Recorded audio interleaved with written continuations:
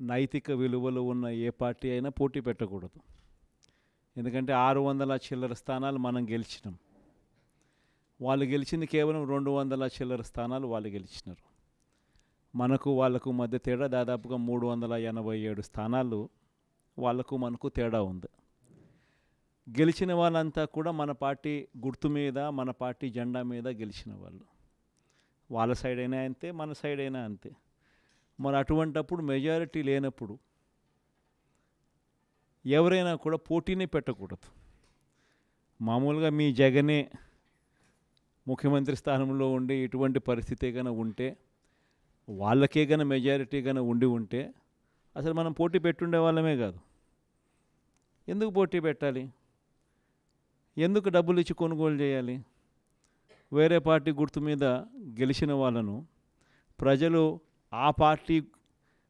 వాళ్ళకు ఓట్లు వేసింది ఆ పార్టీ గుర్తును చూసి, ఆ పార్టీ పేరు చెప్పి, ఆ పార్టీ గుర్తును చూసి, ఆ పార్టీ తరపున వెళ్ళి ఓట్లు అడిగిన తర్వాత, గెలిచిన తర్వాత అటువంటి వాళ్ళను మనం ముఖ్యమంత్రిగా ఉన్నాం కదా, పోలీసులు మన చేతుల్లో ఉన్నారు, అధికారులు మన చేతుల్లోనే ఉన్నారు, డబ్బులు మన దగ్గర దండిగా ఉన్నాయి కాబట్టి ఆ డబ్బులు మనం ఖర్చు చేసి మనం ఎటువంటి పరిస్థితుల్లో అధర్మంగా అయినా కూడా మనం గెలిచాలి కదా అని ఆలోచన చేసి, అదే కార్యక్రమం ముఖ్యమంత్రిగా ఉన్న వ్యక్తిగా మనం చేసి ఉంటే అది ధర్మమేనా? ఇది ధర్మం కాదు. చంద్రబాబు నాయుడు నైజం మాత్రం చూపిస్తూనే ఉన్నాడు. ఈరోజు కూడా అధర్మంగా యుద్ధం చేసే కార్యక్రమం జరుగుతూనే ఉంది. అధర్మంగా యుద్ధం చేసే కార్యక్రమంలో భాగంగా మన పార్టీ తరపు నుంచి ఎవరైతే గెలిచినారో వాళ్ళందరికీ ఫోన్లు చేయడం, లేదా వాళ్ళ దగ్గరికి మనుషులను పంపించడం, నీకు 5 లక్షలు ఇస్తా, నీకు 10 లక్షలు ఇస్తా, వస్తావా అని పిలవడం, అడగడం. ఎంత మటుకు అంటే రాజకీయాలలో విలువలు అనేటివి పూర్తిగా అట్టడుగు స్థానంలోకి తీసుకొని పోయే కార్యక్రమం జరుగుతూ ఉంది.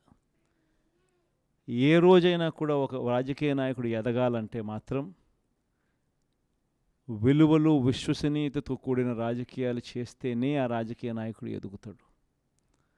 ఏ రోజైతే మనం మన క్యారెక్టర్ని అమ్ముకుంటామో, ఏ రోజైతే మనం విలువలను, విశ్వసనీయతను రెండింటినీ కూడా పక్కన పెట్టి రాజకీయాలు చేయాలని ఎప్పుడైతే మనం ఆలోచన చేస్తామో, అప్పుడు ప్రజలకు సమాధానం చెప్పడం కథ దేవుడు ఎరుగు, ఇంట్లో కూడా మనకు గౌరవం ఉండదు.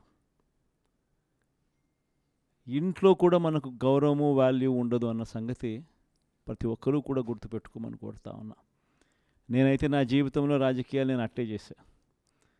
నేను కాంగ్రెస్ పార్టీ నుంచి బయటకు వచ్చినప్పుడు వెనక్కి తిరిగి చూస్తే నా వెనకాల ఎవరు లేరు. నేను మా అమ్మ ఇద్దరమే బయటకు వచ్చింది. నాతో పాటు కొంతమంది ఎమ్మెల్యేలు వస్తామంటే కూడా నాతో పాటు రావాలనుకున్న ఎవరైనా కూడా రాజీనామా చేసి రావాలా అని చెప్పిన. ఈరోజు అక్కడి నుంచి మొదలు పెడితే కేవలం ఇద్దరం పార్టీ నుంచి బయటకు వచ్చి మొదలు పెడితే ఈరోజు దేవుని దయతో ప్రతి అడుగులోనూ కూడా విలువలతో కూడిన రాజకీయాలే చేశాము, విశ్వసనీయతతో కూడిన రాజకీయాలే చేశామని గర్వంగా తలెత్తుకొని కూడా చెప్పగలుగుతాం. ఎందుకు మొన్న ఎలక్షన్లే 2014 ఎలక్షన్ మీ అందరికీ గుర్తుండే ఉంటుంది. మనం ఓడిపోయాం ఆ ఎలక్షన్. ఓడిపోయేటప్పుడు కూడా నా దగ్గరికి చాలామంది వచ్చినారు. మన వాళ్ళే నా దగ్గరికి కూడా వచ్చినారు. మన మంచి కోసమే చెప్పారు, నా మంచి కోసమే చెప్పారు. అన్న చంద్రబాబు నాయుడు ఇష్టం వచ్చినట్టు అబద్ధాలు ఆడుతూ ఉన్నాడు, రైతులకు రుణమాఫీ అంటూ ఉన్నాడు, మహిళలకు రుణమాఫీ అంటూ ఉన్నాడు, ఇంటింటికి ఉద్యోగం అంటున్నాడు, ఉద్యోగం ఇకపోతే 2000 అంటున్నాడు, ప్రతి ఒక్కరికి 3 సెంట్ల స్థలం అంటూ ఉన్నాడు. ఈయన చంద్రబాబు నాయుడు అంటూ ఉన్నాడన్నా, మనం కూడా అనకపోతే ఎట్టా, మనం కూడా రైతులకు రుణమాఫీ చేయకపోతే చేస్తామని చెప్పకపోతే ఎట్టా, ఫస్ట్ చెప్పేసేయండి నా, మళ్ళీ సంగతి మళ్ళీ చూస్తాము అని నాతో కూడా చెప్పినారు. కానీ చెయ్యలేనిది, జరగనిది చెప్పడానికి మీ జగన్ ఇష్టపడలా. అబద్ధం చెప్పలా. అబద్ధం చెప్పనందుకు ఆ ఎన్నికల్లో మనం ఓడిపోయినాం. ఆ ఎన్నికల్లో మనం ఓడిపోయి ప్రతిపక్షంలో కూర్చున్నాం. దాని తర్వాత చంద్రబాబు నాయుడు పరిపాలన చేశాడు.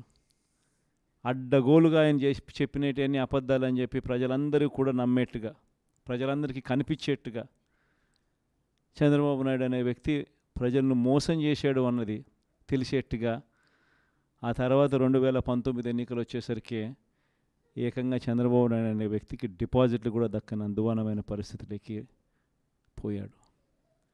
2019లో మళ్ళీ ఎన్నిక, మళ్ళీ మనం అధికారంలోకి వచ్చినాం.